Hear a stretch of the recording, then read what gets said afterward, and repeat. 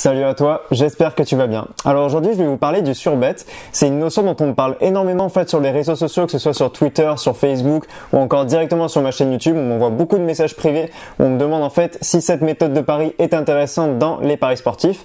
Et ce que je te dis déjà à travers le titre, c'est que pour moi, cette méthode de paris sportif est beaucoup trop énergivore. Alors ce que je te dis en fait, c'est que cette méthode de paris sportif, je te dis pas qu'elle est pas réalisable, qu'elle est pas rentable et qu'elle va pas te permettre de gagner de l'argent. Ce que je te dis, c'est que cette méthode de pari sportif, elle te prend beaucoup trop de temps en fait. Le fait de dire que c'est énergivore, ça veut dire que ça prend énormément de temps. Et je pense en fait que tu peux trouver d'autres méthodes de pari sportif qui pourront te permettre en fait de générer des gains en te prenant beaucoup moins de temps. Alors déjà, qu'est-ce que c'est qu'un surbet? Alors un surbet, c'est une situation où en fait tu as la possibilité de parier sur toutes les probabilités d'un univers de probabilités pour faire en sorte que quelle que soit l'issue de l'événement sur lequel tu as parié, tu sois gagnant. Par exemple, dans le cadre d'un résultat d'un match de foot, l'équipe 1 gagne, il y a match nul ou l'équipe 2 gagne, ça veut dire que tu auras parié, si tu fais un surbet, c'est-à-dire que tu auras parié sur les trois probabilités. Et ça veut dire que quelle que soit l'issue en fait du match, tu auras ton espérance mathématique qui sera positive et ça veut dire que tu vas forcément gagner de l'argent en ayant parié sur toutes les possibilités. C'est-à-dire l'équipe 1 gagne, l'équipe 2 gagne ou alors il y a match nul. Et comment font les parieurs pour réaliser un surbet? Alors déjà, ce qu'il faut savoir, c'est que c'est typiquement impossible de réaliser un surbet avant le début de l'événement. C'est-à-dire que c'est impossible de parier sur toutes les probabilités de l'événement et dans le même temps d'avoir une espérance mathématique qui soit positive. Tout simplement en fait parce que si c'était possible, les bookmakers auraient un taux de retour joueur qui serait supérieur à 100%. Ça veut dire que pour 100 € qui seraient mis par un joueur, le bookmaker donnerait plus de 100 €. Ce qui veut dire qu'en fait le bookmaker ne serait jamais rentable et il ferait faillite directement. Donc ce que font les parieurs en fait qui tentent de faire des surbets, c'est qu'ils misent généralement sur une des probabilités avant le début du match. Donc par exemple l'équipe 1 va gagner et après pendant le match, ils essayent de miser sur le match nul où l'équipe 2 va gagner pour tenter de réaliser un surbet.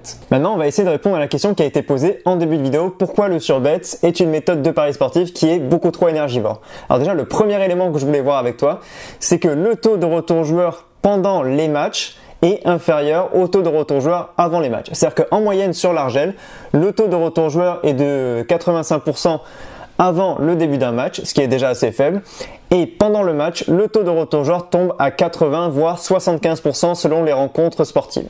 Ce qui veut dire que ça ruine déjà dans un premier temps ta rentabilité. C'est-à-dire qu'avant de parier avant que le match commence, ton taux de retour joueur dans l'Argel est de 85%, ce qui est déjà assez faible. Et si tu veux faire un surbet, ça veut dire qu'il va falloir parier avant et pendant le live. Et pendant le live, le taux de retour joueur tombe à 80 voire 75%. Donc déjà, premièrement, la baisse conséquente du retour joueur pendant le live diminue considérablement ta rentabilité. De plus est, il n'y a rien qui indique que vous aurez suffisamment de fois la possibilité de faire un surbet pour être gagnant sur le long terme. Admettons que vous faites 100 fois un pari et que vous essayez 100 fois de faire un surbet. Vous mettez à chaque fois 1% de votre bankroll, ce qui fait qu'à chaque fois que vous aurez gagné, vous gagnerez en moyenne 0,1 ou 0,2% de retour sur investissement par rapport au surbet. Ce qui veut dire que vous aurez parié 100 fois et admettons que vous gagnez 80 fois, vous faites 80 fois un surbet, ce qui est déjà énorme. Sur les 80 surbets que vous aurez fait, vous aurez donc 0,1 ou 0,2% de retour sur investissement. Ce qui veut dire que sur les 80 surbets qui ont été réalisés, vous gagnerez entre 8 et 16 €. Donc 80% de retour sur investissement de 0,1 à 0,2%, ça fait 8 à 16 € de gain. Mais sur les 100 fois où vous aurez parié, vous aurez perdu 20 fois. Donc ça veut dire qu'il y aura 20 € qui seront perdus, vu qu'il y aura 1% de la bankroll qui sera misée à chaque fois.